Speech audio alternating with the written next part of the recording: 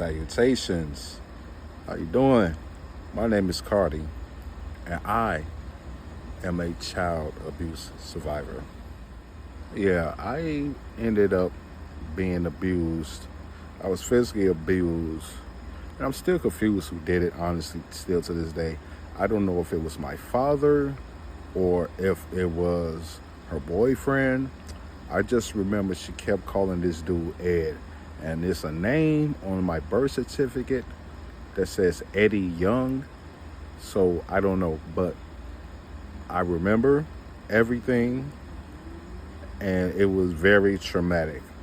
I suffered some bruises to my stomach, buttocks, head. I got hit with all types of foreign objects. Um, I had stitches all over my body, stomach, everywhere. I was really messed up. I was actually paralyzed as well. I had to learn how to walk again. That was such a terrible time. And I remember being in Mount Sinai Hospital. That's on the west side of Chicago. I remember being in there, and I remember every morning it was this girl, and she was older. She had to be like 12, but I remember she used to always help me get out the bed. She would get me to my wheelchair, and she would help me wheel down to this. It was this room where they had this big pool of it was like a big jacuzzi, but you're supposed to put your leg in it or whatever. Because I got this, one of my ankles is messed up from the skin is ripped off. That's one of my war wounds. So I remember having to sit in this jacuzzi, and I just had to sit that sore leg. I just had to sit in there for hours, and it was just messed up. And that's when I got introduced to the foster care system. The foster care system is one tripped out place. I'm not going to shit on the whole foster child aspect, because there was some good foster parents. I haven't ran into them. Maybe two. Maybe two. I'm not going to do that. Yeah, I had two good foster parents, but I had a lot of foster parents, so I was shipped around a lot. And I could never understand it. And when you were a child and you get taken from your mother in such that dramatic way, you have no other logical reason at that time but to think that nobody wants me, because the families that you're being placed with, they're not nurturing.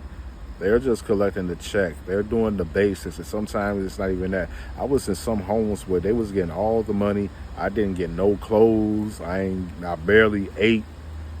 I was always getting whoops, and you would consider that a person of my background who went through such a traumatic experience at such a young age, the last thing you would want to do is whoop them. But nah, they didn't care. The schools was whooping us, the teachers was whooping us, parents was whooping us, and you got the kids. So it was a lot of craziness during that peak, and I think that's what shaped up some of my personality that I have today. I'm social when I need to be. I don't really like to be around a lot of people. I went through the phase where I was around a lot of people. It's very dramatic, traumatic, gunshots, all that good stuff.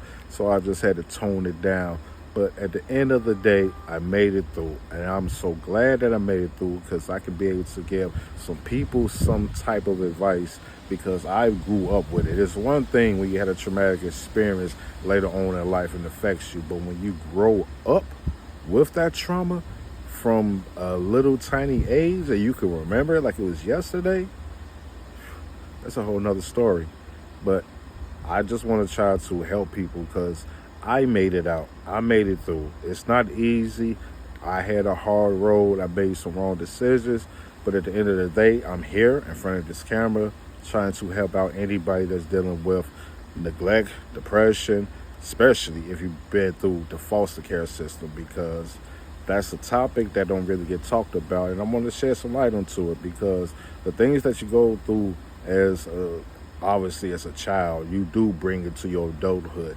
People always say, oh, just get over it. That habit. Some things you don't get over it. You just don't let it affect you in a certain way, but it's always there. It's always there. It's like a sneaky rat just in the corner you can't never catch.